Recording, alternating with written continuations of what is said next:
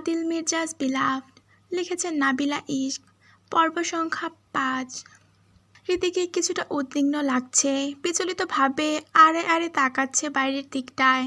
সম্ভবত অনেক মানুষের উপস্থিতি অনুভব করে ভরকে গিয়েছে বাচ্চাটা। স্বাভাবিক, ও তো অনেক মানুষের মধ্যে থাকেনি, থাকতে দেয়নি আদিল মির্জা, সর্বদা কড়া পাহারায় রেখেছে। এজন্যই পরিচিতদের বাইরে কাউকে দেখলেই মেয়েটা মিয়ে যায়, উদ্বিগ্ন হয়ে পড়ে, অপছন্দ করে। আদিল বুঝে নেয় মুহূর্তে, দু পায়ের তালুর উপর ভর ছেড়ে বসে মেয়ের সামনে, আলতোভাবে ধরে ওর নরম সরম বড্ড ছোট্ট হাতটা। সামান্য হাসার চেষ্টা করে প্রশ্ন করে, is my princess feeling nervous? বাবার প্রশ্নে নিজেকে সামলে নেয় মেয়েটা। ও বারবারই বাবার সামনে বাহাদুরি দেখাতে ভালোবাসে। বড়দের মতো বুকটা চৌড়া করে বলে, তুমি তো আছো। আদিল মৃদু হাসে, মেয়ের কপালে চুমু এঁকে আওড়ায়, that's more like my girl. Riti ভুলে যায় কিছুক্ষণ আগের উদ্বিগ্নতা, বাবার প্রশংসা মনে উচ্ছ্বাস এনে দেয়। দ্রুত ঘুরে ফিরে দেখায় পরনের সুন্দর বারবিডল গাউনটি আদিল ফ্রান্স থেকে আনিয়েছে, হট পিঙ্ক রঙের। কাপড়টা শাটিন, বুকের দিকে স্টোন সিকোয়েন্স গ্লিটার দিয়ে সাজানো, কোমর থেকে নিচ অবধি ফ্লেয়ার হয়ে নেমে ছুঁয়েছে জমিন, একদম রূপকথার রাজকন্যাদের মতো। মাথায় ক্রিস্টালের ক্রাউন, খুব সাটাল বাচ্চাদের চেহারা অনুযায়ী একটা মেকওভার দেওয়া হয়েছে। কোঁকড়ানো চুলগুলোতে ফুলের সাহায্যে সুন্দর হেয়ারস্টাইল করা, সব মিলিয়ে ফেরি লিটলের প্রিন্সেস লাগছে। আদিল মুগ্ধ হয়, পেছনে দাঁড়ানো শান্তর উদ্দেশ্যে বলে, makeup artist did a good job, pay her more. Shanto দৃঢ় কণ্ঠে প্রত্যুত্তর করে, ওকে বস। আজ ওর পরনে পুরো কালো রঙের 3 পিস স্যুট, মাথার চুল থেকে পায়ের জুতো পর্যন্ত কালোয় মোড়ানো। অন্য দিনের তুলনায় আজ একটু বেশি বিচক্ষণ, রুক্ষ, সতর্ক লাগছে দেখতে। কানে ব্লুটুথটা অন থেকেছে সারাদিন, একটু পরপর এদিক ওদিকে নির্দেশনা দিয়ে চলেছে। এক মুহূর্তের জন্য সরছে না আদিলের আশপাশ থেকে। ড্যাড, আমার প্রেজেন্ট কোথায়? রীতি ভীষণ আগ্রহ নিয়ে তাকিয়ে আছে উত্তরের আশায়। আদিল ডান ভ্রু তুলে বলে, উইশ টুইশ রেখে সোজা প্রেজেন্ট চাই? রীতি দুহাতে মুখ ঢেকে হেসে ফেলে, পর মুহূর্তেই ছুটে দুহাতে বাবার গলা জড়িয়ে আবদার করে, উইশ মি ড্যাডি। আদিল বড় বাধ্য, মেয়ের মাথায় ছুট ছুঁয়ে রেখেই মিহিকণ্ঠে বলে, happiest birthday to you my child. তো এবার আমার প্রেজেন্ট কই? আদিল বুঝতে পারে মেয়ে তার উপহার ভেবেই রেখেছে, আপাতত শুধু উপহারের নাম বলতে মুখিয়ে আছে। বলে, কি চাই আমার রাজকন্যার? Dad will get it for you. Riti সামান্য সংকোচ করল, আর চোখে এক পলক শান্তকেও দেখে নিল। আদিল চোখের দৃষ্টি দিয়ে আস্থা দিতেই চোখ মুখ বুজে বাচ্চাদের গলায় ট্রেনের গতিতে বলল, আই ওয়ান্ট রোজা। Dad, I want her to stay with me forever.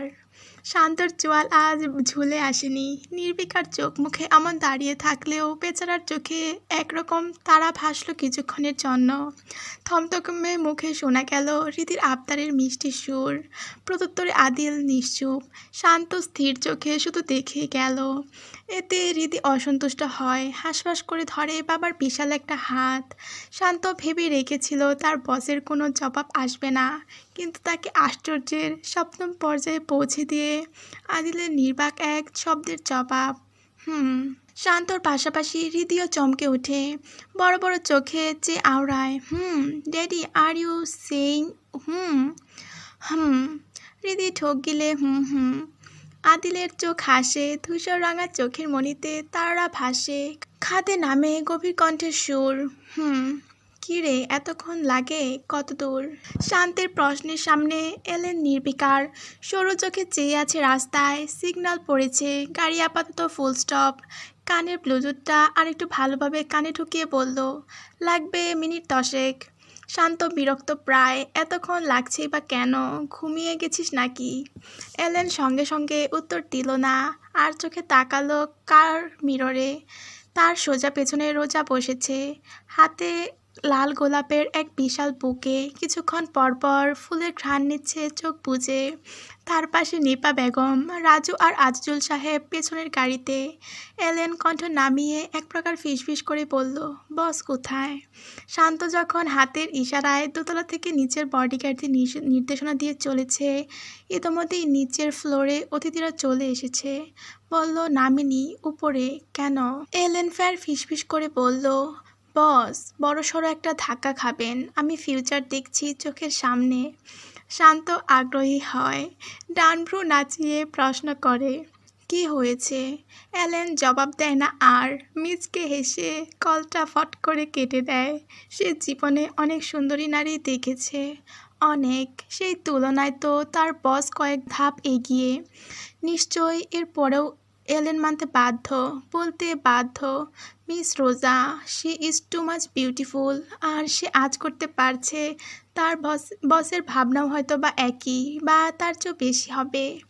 বসের ধারণার বাইরে, মনে হয় তার কল্পনারও বাইরে, তার সহ্য সীমানার বাইরে। প্রবেশপথে ছিল শক্ত পাহারা। গেট লিস্টের বাইরে একটা মানুষ ঢোকার অনুমতি পেল না, যিনি অতিথি তার সাথে কেউ হলেও না। অর্থাৎ লিস্টে আপনার নাম আছে মানে শুধু আপনি প্রবেশের অনুমতি পাচ্ছেন। পার্কিং এরিয়া জুড়ে সব নামি দামি গাড়ির সারি, বাল্বের আলোয় চারদিকটা উজ্জ্বল। রোজাদের গাড়ি প্রবেশ করেছে মির্জাবাড়ির ভেতরে, সরু পথ ধরে আসছে বাড়ির ফটকের দিকে। ক্লান্ত জলদি এগিয়ে এসে ব্যাকসিটের দরজা মেলে ধরল। টকটকে লাল রঙের উঁচু জুতোর সজ্জিত ডান পা এসে স্পর্শ করল চকচকে সরু পথ। শাড়ির লম্বা আঁচল সামলে পেরিয়ে এলো রোজা, মাথাটা একটু নুইয়ে ভেতর থেকে ফুলের তোড়াটা হাতে তুলে নিল। সোজা হয়ে এবারে তাকালো চতুর্দিকে। সে আস্তে আস্তেই দেখছে সজ্জিত পথ, গাছদের গায়েও লাইটিং করা হয়েছে। বাগান এরিয়া জুড়ে অনেক পরিচিত অপরিচিতদের মুখের আধিপত্য।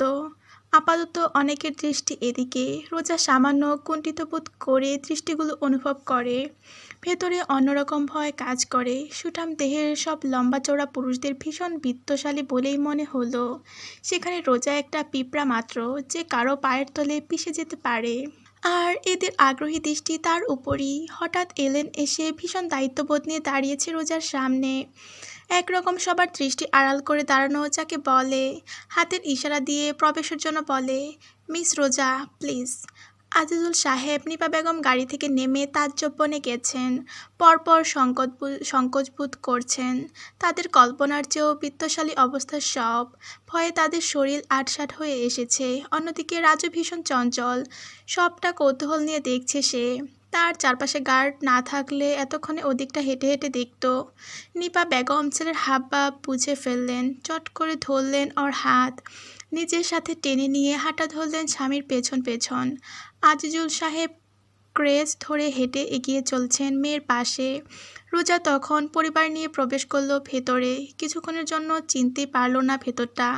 নিচের পুরো ফ্লোরটায় দৃশ্যের পরিবর্তন হয়ে গেছে। ৩-৪ জনের গ্রুপের জন্য ছোট ছোট টেবিল বসানো হয়েছে আধুনিকভাবে। মৃদু আওয়াজে টুন বাজছে। একপাশে কার্টুন এরিয়া, ওখানটা ডিজনিল্যান্ডের মতো সাজানো। সিঁড়িপথে রেড কার্পেট, সিঁড়ির হাতলে ফুল সাজানো, মধ্যে বিশাল ডিজনি কেক দাঁড় করানো। আনাচে কানাচে আলোয় ভর্তি, সবকটা দিনের মতো উজ্জ্বল। রাজু মুগ্ধ হয়ে বড় বোনের হাতটা টেনে ধরল। উত্তেজনায় ওর চোখ মুখ জ্বলজ্বল করছে। রোজা নিজেও ভারী আশ্চর্য হয়েছে। দীর্ঘশ্বাসও ফেলল, নিজ মনে আওড়ালো, বড়লোকদের সব বড়লোকই ব্যাপার স্যাপার। এলেন পেছনে দাঁড়িয়েছিল, মাথাটা নুইয়ে আলতো গলায় প্রশ্ন করল, কিছু বললেন মিস রোজা? রোজা আর চোখে চেয়ে চুপসে যাওয়া গলায় বলল, কিছু না। এলেন হাতের ইশারায় একটা পাশের চেয়ার টেবিল দেখিয়ে আজিজুল সাহেব, নিপা বেগম এবং রাজুকে উদ্দেশ্য করে বলল, তাদের তবে বসিয়ে দিই। রোজা মাথা দুলিয়ে সম্মতি দেয়। সে আশেপাশে চেয়ে হৃদির খোঁজ করে। অবশ্য এদিকে মেয়েটা থাকলে তার খোঁজ করার প্রয়োজনও পড়তো না, পাখির মতো উড়ে আসতো। বেবি হেসে ফেলল নিঃশব্দে। বেকুল হয় ওকে দেখার জন্য। ও বুঝতে পারে বার্থডে গার্ল এখনো নামেনি। এক পর্যায়ে খেয়াল করে এলেন সরছে না, নড়ছে না। চুপচাপ তার পেছনে দাঁড়িয়ে আছে। হুটহাট ব্লুটুথে ফুসুর ফুসুর করছে। এলেনের এমন পাহারা দেওয়া অস্বস্তি যেন রোজাকে ভড়কাচ্ছে। ঘুরে ফিরে অনেকেই এদিকটায় তাকাচ্ছে কিঞ্চিৎ কৌতূহলী হয়ে। রোজা চেষ্টা করছে দৃষ্টিগুলো অগ্রাহ্য করার। চাপা গলায় এ যাত্রায় প্রশ্ন করল এলেনের উদ্দেশ্যে, আপনার কোনো কাজ নেই? এলেন ভদ্রতাসূচক জবাব দেয়, আমার কাজই করছি।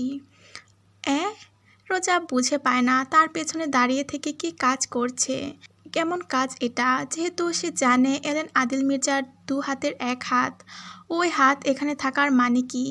এমনিতেই তো বডিগার্ড দিয়ে ভর্তি। রোজা আর ভাবতে পারেনি। হলরুমের বাতিগুলো সব বন্ধ হয় কিছুক্ষণের জন্য। জ্বলে ওঠে সিঁড়ির বাতি। জন্মদিনের একটা টুন বাজছে এ যাত্রায়। সিঁড়ির একদম মাথায় এসে দাঁড়িয়েছে হৃদি।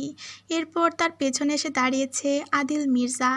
হৃদির হাত ধরে নামছে ধীরে সুস্থে। রোজা মুগ্ধ হয় এক দৃষ্টিতে দেখে পুতুলের মতো বাচ্চাটাকে।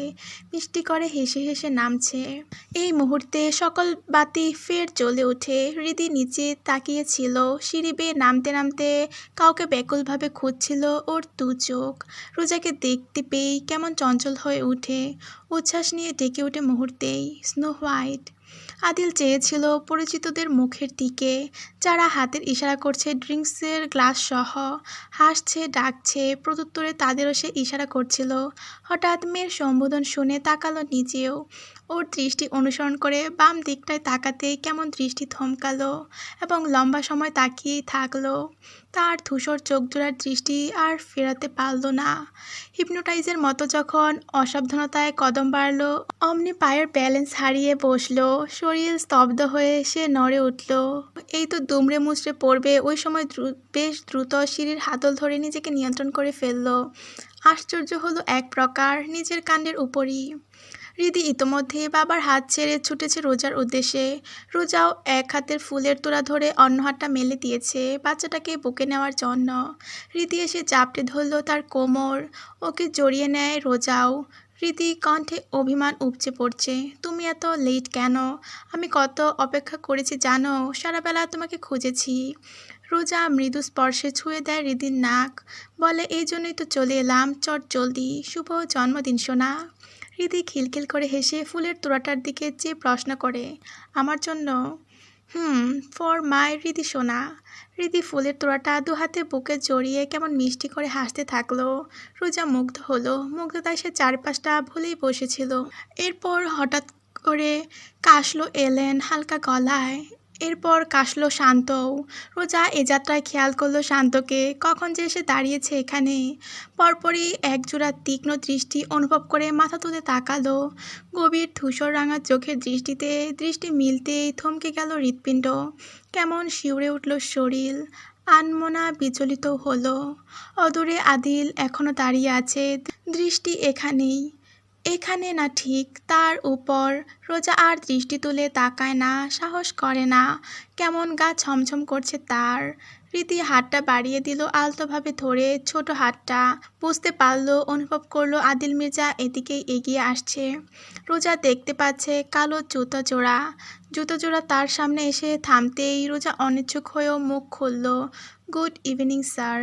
আদিল প্রত্যুত্তরে শব্দ করে এরপর একটু সময় নিয়ে বলল, ইউ। রোজা চোখ তুলে তাকালো। আদিল গম্ভীর মুখে বাক্যটা শেষ করলো, লুক নাইস। রোজার শরীর শক্ত হয়ে আসে। স্পষ্ট দেখলো বাক্যটুকু বলতে বলতে আপাদমস্তক তাকেই দেখলো। কি অসভ্য লোকটা। রোজার কপালে গুটি কয়েক ভাঁজ পড়ল। অসন্তুষ্ট হলো। এই ধরনের প্রশংসা আদিল মির্জার মুখ থেকে বিরক্ত করে শোনালো তার কাছে। সে বিরক্ত হয়েছে, তার চোখে মুখে স্পষ্ট। এজন্য দৃষ্টি নামালো। মুখ লুকোয়। ভাগ্যিস সামনে এটা বিত্তশালী কেউ নেই, না হলে দুটো ঘুষি রোজা চপাটে বসিয়ে দিত। এককালে কত ছেলেপেলে সে মেরেছে। আদিল অবশ্য বেশিক্ষণ দাঁড়িয়ে থাকতে পারেনি। কাজ সূত্রে অনেক কাজের লোকজন এসেছে, তাই মেয়েকে নিয়ে সরে গেছে। অতিথিদের সাথে কুশল বিনিময় করছে, মেয়েকে পরিচয় করিয়ে দিচ্ছে। রোজা আর ওদিকে তাকালো না, হৃদিকেও দেখার চেষ্টা করলো না। সে ভুলেও চোখে চোখ অবধি মেলাতে চায় না ওই লোকটার সাথে। কেক কাটা হলেই সে পরিবার নিয়ে বেরিয়ে যাবে। পুরোটা সময় রোজা উপলব্ধি করেছে কড়া একজোড়া দৃষ্টি। তাকে কেউ দেখছে এমন অনুভূতি তাকে মিইয়ে দিচ্ছে, ছটফট করাচ্ছে। রোজা আলতো হাতে ছাড়া আঁচল পেছন দিয়ে টেনে ডান হাতে এনে ধরল। উদ্বিগ্নতা কমানোর একটা উপায় মাত্র। তাকালো বাবা মায়ের টেবিলের দিকে। নিপা বেগম আর রাজু ফ্যাল করে চেয়ে আছে। রীতি যেদিকটায় যাচ্ছে ওদিকটাই সম্ভবত। ওদের তো ভীষণ আগ্রহ ছিল বাচ্চাটাকে সামনাসামনি দেখার। টেবিলের থেকে একটু দূরে ধ্রুব দাঁড়িয়ে আছে, সম্ভবত সে দেখাশোনা করছে এদিকটায়। রোজা কদম বাড়ালো বাবা মার দিকে, উদ্দেশ্য বসবে, কিন্তু সে সুযোগ হলো না। পেছন থেকে এলেন ধীর গলায় বলল, মিস রোজা, কেক কাটা হবে এখন। রোজা বুঝতে পারে কেক কাটা হবে মানে তো সামনে দাঁড়াতে হবে। বসে লাভ নেই এই মুহূর্তের জন্য। অগত্যা দাঁড়িয়ে থাকে, পর্যবেক্ষণ করে হাতের বড় ডার্ক রেড রঙা নেল পলিশগুলো। ও সময় হৃদির ডাক পড়ল, স্নো হোয়াইট আসো। রোজা তাকালো মিষ্টি বাচ্চাটার দিকে, বাবার হাত ধরে সামনে বাম হাত নাড়িয়ে ডাকছে। রোজা ইশারায় বোঝায় সে এখানে যাবে না। তা মানল না মেয়েটা, ফের ডাকলো, আরে আসো না আসো। বাধ্য হয়ে রোজা এগোয় কয়েক কদম। অনেকে এসে গোল হয়ে দাঁড়িয়েছে এক জায়গায়। রোজা দাঁড়িয়েছে মস্ত বড় কেকটার সামনে। ওকে কেকের আড়ালে দেখাই যাচ্ছে না এরকম। মাথাটা বের করে আড়ে আড়ে চেয়ে বারবারই রোজাকে ডাকছে, কিন্তু রোজা কখনো যাবে না। পাগল নাকি? সে হাতের ইশারায় বুঝালো তাকে ছাড়া কাটতে। সুরও তুলল, happy birthday to you, happy birthday dear Riti, happy birthday to you. এতে মেয়েটা মানে। বাবার ইশারায় সবার দলবদ্ধ সুরে কেক কাটে। হাতে একটুখানি কেক নিয়ে তাকালো আদিলের দিকে। আদিল কোমর বাঁকিয়ে মাথাটা নুয়ে আনে মেয়ের সমান। হাত থেকে কেক খেলো একটুখানি, ব্যাস। এরপরে কেক নিয়ে বাচ্চাটা রোজার দিকে ছুটে আসে। রোজা অসহায় হয়, আবেগে আপ্লুত। তার ভেতর অনেক রকম অনুভূতির ঘূর্ণিঝড় বয়ে যাচ্ছে। হৃদির চঞ্চল হাতে বাধ্যভাবে মাথা নুয়ে খেলো একটুখানি কেক। নিজেও ওর হাত থেকে একটুখানি খাইয়ে দিল। ফিস করে জানালো, হ্যাপি বার্থডে সোনা। জবাবে কেক মাখা ঠোঁট দুটো রীতি বসিয়ে দিল হৃদির ঠোঁটে। স্নো হোয়াইট, তোমাকে একদম ডল লাগছে। আমি তো চোখ সরাতেই পারছি না। You are so beautiful. Roza হেসে ফেলল ফিক করে, ফিস করে বলল, তোমাকে লিটল বারবি লাগছে, বারবি ডল। রাজু রোজার পেছনে ছিল। এ যাত্রায় বেরিয়ে এলো পেছন থেকে। কেমন ক্যাবলার মতো মুগ্ধ হয়ে চেয়ে থেকে বলল, হায়। হৃদির চোখ পিটপিট করে তাকালো, থমথমে মুখে পুরো রাজুকে অগ্রাহ্য করলো। দৃষ্টি ফিরিয়ে আবার রোজার দিকে তাকিয়ে হাসলো। রাজু আশ্চর্য হতবম্ব। রোজা এতে আরও হাসি পেল। হাসি আটকে বলল, সোনা, দিস ইজ মাই ব্রাদার। এবারে বোধহয় মেয়েটা আগ্রহ পেল। ভালোভাবে তাকালো রাজুর দিকে, মিষ্টি করে হেসে ডাকলো, হ্যালো আঙ্কেল। রাজু উচ্ছ্বাসে ফেটে পড়ল, ভীষণ ব্যাকুল হয়ে আলাপ করার চেষ্টা করলো। ওর যে পিচ্চিটাকে ভীষণ ভালো লেগেছে, কেমন পুতুল দেখতে। অথচ হৃদির মোটেও আলাপ করার আগ্রহ নেই। ও রোজার কাছে থাকতেই আগ্রহী। ঘুরে ফিরে বারবার রোজার আঁচলের তলায় ঢুকছে। রোজা রাজুর আপন বোন না হলে ভেবেই ফেলতো এই মেয়েটা তার বোনের মেয়ে। এতটুকু ভেবেই সে জিহ্বা দিয়ে দাঁত কাটল। ইস! রোজা সহস্র চেষ্টা করেও দ্রুত বেরোনোর পথ পেল না। রীতি পিছুই ছাড়ছে না। একটু পরপর এসে লেপ্টে আছে পাশে। বড় বড় চোখে দেখছে নিপা বেগম, আজিজুল সাহেব আর রাজুকে। তাদের পরিচয় জানতে পেরে মেয়েটা এখন ভীষণ আগ্রহী। নিপা বেগমের সাথে হাতও মিলিয়েছে। বারবার করে জিজ্ঞেস করছে, তুমি স্নো হোয়াইটকে কোথা থেকে এনেছো? রোজার তখন এত হাসি পেল, মায়াও হলো ভীষণ। ইচ্ছে করলো শক্ত করে ওকে বুকের সঙ্গে জাপটে ধরতে। রাখলো। হৃদিকে কোলে বসিয়ে বুকে আঁকলে রাখলো। তার পেছনেই ধ্রুব দাঁড়িয়ে আছে। অতিথিদের খানাপিনার মুহূর্ত চলছে। নিজে নিয়েই খাওয়া যাচ্ছে। নানান পদের ডিশেস শো করা আছে। পছন্দ মোতাবেক নিয়ে খাবে এমন। রোজা আর খিদে নেই, সেই খাবে না। নিপা বেগম, আজিজুল সাহেব, রাজু খেয়ে নিচ্ছে। এ যাত্রায় মরিয়ম বেগমকেও দেখতে পেল। সে একা এসেছে, সাহায্য করছে সব কিছুতে। নিজেই এক ফাঁকে এসে কথা বলে গেল। হৃদির চোখ দুটো ঘুমে বুজে আসছে। আদিল অনেকক্ষণ আগেই মেয়েকে নিজে খাইয়েছে, ভরা মজলিসের মধ্যেই। ওই তো ওদিকটায় বসেছিল কয়েকজনকে নিয়ে, কেমন আলাপ করতে করতে মেয়েকে কোলে বসিয়ে খাওয়ালো। ব্যাপারটা না চাইতেও রোজাকে মুগ্ধ করেছে। নিজের মেয়ের প্রতি আদিল মির্জার দায়িত্ববোধ, ভালোবাসা বারবারই রোজাকে আপ্লুত করায়। এমন গম্ভীর মানুষটা এমন সফট দিক আছে, কল্পনাও করা যায় না। রোজা পারে না, তাই যতবার দেখেছে আশ্চর্য হয়েছে, মুগ্ধ হয়েছে। ঘুমাবো, রোজা তাকালো। রীতি প্রায় ঘুমিয়ে পড়েছে। বলল, ওই তো মরিয়ম আন্টি, সে নিয়ে যাক রুমে, গিয়ে শুয়ে পড়ো কেমন। ঘুম ঘুম কণ্ঠে বাচ্চাটা আবদার করে গেল, তুমি চলো আমার সাথে। রোজা বাধ্য হয়। নিপা বেগমকে জানিয়ে রীতিকে কোলে নিয়ে উঠে দাঁড়ালো। সিঁড়ি ধরলো। শাড়ি পরে ওকে কোলে নিয়ে উঠতে হিমশিম খেলেও অবশেষে উঠতে পারলো। রীতি রুমে এসে ওকে বিছানায় শুইয়ে দিল। নিজে পাশে বসে ঘুম পাড়ানোর মতো বুকে আদর করতে থাকলো। রীতি ঘুমের মধ্যেও একটু পরপর বলছে, স্নো হোয়াইট, তুমি যেও না। রোজা মিহি কণ্ঠে আওড়ে বলল, আমি আছি, ঘুমাও। সময় গড়াচ্ছে তো গড়াচ্ছে। রীতির গা থেকে হাত সরালে মেয়েটা পিটপিট করে চোখ মেলে চাইছে। কি বিচ্ছু। দেখতে দেখতে বেশ দেরি হয়ে গেল। বাইরেটা গুটগুটে অন্ধকার। অবশেষে মেয়েটা গভীর ঘুমে আচ্ছন্ন হয়েছে। হাত সরালেও ওঠেনি। রোজা ঘড়ির দিকে তাকালো। রাতের 12টা। তার মাথায় হাত পড়ল। বাবা মা এখন অপেক্ষা করছে নিশ্চয়ই। ইস, রোজা তাড়াতাড়ি বেরোলো রুম থেকে। ওপর থেকে উকি দিয়ে দেখলো পুরো ফ্লোর ফাঁকা, একটা মানুষও নেই। আশ্চর্য, অতিথিরা না হয় ফিরেছে, তার পরিবার কোথায়? রোজা হঠাৎ সতর্ক হয়। কিছু একটা অনুভব করে পিছু ফিরতেই দেখলো আদিল নামছে ওপর থেকে। তার হাতে মদের গ্লাস, পেছনে শান্ত এলেন। রোজা পারে না চলে যেতে, ওই সামর্থ্য তার নেই। বাধ্য কর্মচারীর মতো শান্তভাবে দাঁড়ায়। আদিল সিঁড়িগুলো বেয়ে নামতেই দৃষ্টি নেমে রেখে মিহি গলায় বলে, প্রিন্সেস ঘুমিয়েছে স্যার, এই জন্য বড্ড দেরি হয়ে গেল। আমার ফ্যামিলিও অপেক্ষা করছে, তবে আজ আমি আসি স্যার, গুড নাইট। আর এক সেকেন্ড সে দাঁড়াতে পারল না। ধৈর্য হলো না জবাব শোনার। বড্ড তাড়ায় সে। এখন থেকে বেরোতে পারলেই শান্তি। দ্রুত সিঁড়ি বেয়ে নামতে চাইল, এড়াতে চাইল ওই অদ্ভুত দৃষ্টি, তাকে অসহ্য করে তোলা লোকটার উপস্থিতি। অথচ আদিলের এক বাক্য শুনে সে ভরকে গেল। তাদের পাঠিয়ে দিয়েছি। রোজা চমকে উঠে দ্রুত গতিতে ফিরে তাকাতে চাইলে শাড়ির সাথে হিল স্পর্শ করে। শাড়িতে জুতো পাড়া পড়তেই শরীরসহ বেঁকে আসে সে। মুখ থুবড়ে পড়তে নিতেই কেমন ঝড়ের বেগে আদিল এসে ধরলই না, গভীরভাবে ধরা যাকে বলে।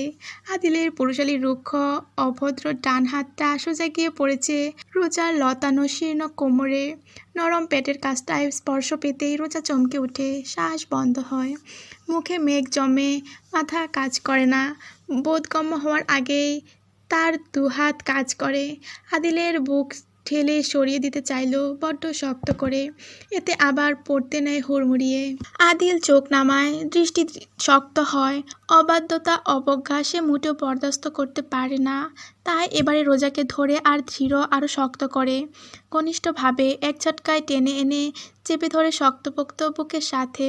ফের শীর্ণ কোমরখানা পেঁচিয়ে নিয়েছে তার হাতটা। পেটের নরম জায়গাটুকু ছুঁয়ে যেন মস্তিষ্কই কাজ করা বন্ধ করে দেয় এক মুহূর্তের জন্য। কেমন ফাঁকা ফাঁকা লাগে সব। শ্বাসও বন্ধ হয়ে আসে। উদ্ভ্রান্তের মতো কেমন অবাধ্যের মতো আঙুলগুলো নিজে নিজে নড়ে। গভীরভাবে ছোঁয় উদ্যম ধবধবে ফর্সা পেটের অংশটুকু। চাপ দেয় ওখানটায়। রোজার দম বন্ধ হয়ে আসে। মাথার ভেতরটা পুরোপুরি ব্লাঙ্ক হয়। পর মুহূর্তেই চোখের পলকে পিনপতন নীরবতা ভাঙে এক চরের তীব্র শব্দে। সেই শব্দে কাঁপে পেছনে দাঁড়ানো এলেন আর শান্ত পর্যন্ত। হাঁ হয়ে আসে তাদের মুখ। রীতিমতো স্তব্ধ তারা। রোজা চর মেরে আর দাঁড়াতে পারল না। তার আর শক্তি নেই। তার রীতিমতো শরীর কাঁপছে থরথর করে। দৃশ্যমান রূপে সে দ্রুত সিঁড়ি বেয়ে নামতে চাইল, দ্রুত কদমে পালাতে চাইল। আদিল তখনও কিংকর্তব্য বিমূঢ়। তার বাম গালটা ডান হাতের দিকে হেলে পড়ে আছে। তার পুরো শরীর বরফের মতো জমে আছে। এই পিনপতন নীরবতাটুকু ভাঙল পর মুহূর্তেই। রাগে চেতে আদিল হাতছ গ্লাসটা সিঁড়ির হাতলে মারতেই তীব্র শব্দের সাথে সাথে তার হাত কেটে গলগল করে রক্ত ঝরতে থাকলো। রোজা মৃদু চিৎকার করে উঠে ওই আওয়াজে। আরও জোরসে পা চালাতে চায়, অথচ পেছন থেকে আসা ভারী পদচারণের শব্দে তার কদমও কেঁপে ওঠে। পরপরই মনে হলো পাগলা এক ঘূর্ণিঝড় ধাক্কা দিয়ে রেলিং ঘেঁষিয়েছে। রোজা ব্যথায় কোকিয়ে উঠতেও পারে না। পরমুহূর্তেই একটা রক্তাক্ত হাত এসে টিপে ধরে তার গলা। মুহূর্তেই তাজা গরম রক্ত মেখে যায় ওখানটায়। রক্ত গলা বেয়ে চুইয়ে চুইয়ে ক্রমশ ভেতরে প্রবেশ করছে। রক্তের গন্ধে রোজা আতঙ্কে কেমন শক্ত হয়ে গেছে, ভয়ে একরকম পাথর হয়ে গেছে সে। আদিল ফের অন্য হাতটা রাখল ওই কোমরে, যেখানে ছোঁয়ার জন্য সে চড় খেয়েছে। আদিল মির্জাকে চড় মারা। আদিল পেটে একরকম থাবা বসায়, খামচে ধরে, মাথাটা এগিয়ে নেয় রোজার মুখ বরাবর, নাকে নাক স্পর্শ করে, আর কিঞ্চিত মুখ বাড়ালেই লিপস্টিকে সজ্জিত ঠোঁটজোড়া ছুঁতে পারবে। আদিলের গরম অস্থির অবিন্যস্ত নিঃশ্বাস পড়তে থাকে রোজার গালে। গলায় আরও জোর দিয়ে তাতে দাঁত পিষে আওড়ালো এবার। শরীরে অনেক শক্তি। How about I give you a good reason to you damn, miss rose Rosa আতঙ্কে চেয়ে আছে। বড় করে চাওয়া চোখ দুটো এক মুহূর্ত বুজে আসে, পর মুহূর্তেই তার শরীর ভর ছেড়ে দেয় পুরোপুরি। নির্জীবভাবে লুটিয়ে পড়তে নেয় সিঁড়িতেই। আদিল দ্রুত দুহাতে ধরে ফেলল, আগলে নিল এক ঝটকায়। এবার যখন বুকে এনে পিষে ধরল শরীরটা, আর অবজ্ঞা করে না রোজা, কেমন শান্তভাবে পড়ে থাকে, অজ্ঞান হয়ে গেছে। আদিলের রক্তাক্ত হাতটায় ফের গিয়ে পড়েছে রোজার কোমরে, রক্তিম অবস্থা পেটের কাছেও। ওদিকে ধ্যান নেই আদিলের। সে অপলক দেখল রোজার মুখ, চোখ, নাক, ঠোঁট সবকিছু এত নিখুঁত, যেন ক্ষুধার বড় যত্নের তৈরি। আদিল হাত বাড়ায়, মুখের সামনে পড়া চুলগুলো আলতো হাতে সরিয়ে দেয়, বিড়বিড় করে আপন মনে, এত সাহস, এত স্পর্ধা নিমিষেই শেষ। এক সময় নিজেই রোজার শরীরটা দুহাতে পাজা কোলে তুলে নেয়। ওই ঘুমন্ত মুখের দিকে তাকিয়ে থাকতে থাকতে নামলো সিঁড়িগুলো পেয়ে। নিচের ফ্লোরের লিভিং রুমের সোফাটায় শুইয়ে দিল লম্বালম্বি করে। ঝুঁকে ব্যাহার মতো দেখলো এলোমেলো শাড়ি ভেদ হওয়া আপত্তিকর দৃশ্য। এক পর্যায়ে লম্বা শ্বাস ফেলল, গায়ের কোট খুলে মেলে দিল রোজার শরীরে। এ যাত্রায় শান্ত এলেন এসে দাঁড়িয়েছে দূরত্ব রেখেই। দুজনেই নীরব নির্বিকার আপাতত, কোনো টু শব্দ করেনি। সাহস হচ্ছে না আজ শান্তরও। আদিল কথা বলে না, অস্থিরভাবে বসে রোজার মাথার কাছটায় তাকিয়ে থাকে নির্বিশেষ। মৃদু আলোয় রোজাকে কল্পনার মতো সুন্দর লাগছে। অশান্ত হয়ে আদিল একটা সিগারেট ধরালো বেশ দ্রুত ভঙ্গিতে। ঠোঁটে সিগারেট পিষে একটা টান দিয়েই সিগারেট ঠোঁটে থাকা অবস্থাতেই পিঠ স্পর্শ করালো সোফায়। মাথাটা সোফার হাতলে এলিয়ে দিল, চোখ বুঝলো ডান হাতটায় সোফার হাতলে। হাত থেকে তখনও ফোঁটা ফোঁটা রক্ত পড়ছে ফ্লোরে। রক্ত পড়ার শব্দটুকুও নিস্তব্ধতার মাঝে যেন শোনা যাচ্ছে। শান্ত কিছু বলতে গিয়েও পারছে না, অথচ আদিলের রক্তাক্ত হাতও সহ্য করতে পারছে না। কিছু বলার জন্য মুখ খুললেও শব্দ বেরোচ্ছে না। এ বেলায় এলেনের হাতের টানে ওর সাথে বেরোতে বাধ্য হচ্ছিল। ও সময়ই বাতাস যেন কানে ফিসফিস করে ওঠে। এমন মৃদু আওয়াজে গুঙিয়ে গাওয়া একটি গানের কিছু লাইনের সুর কর্ণগোচর হলো। থমকালো শান্ত এলেনের পাজোড়া। মেরে দিল পে ওয়ার কারে, তেরি ये आदा, जानिए तेरी ना पाता, जानिए है ऐसा नशा।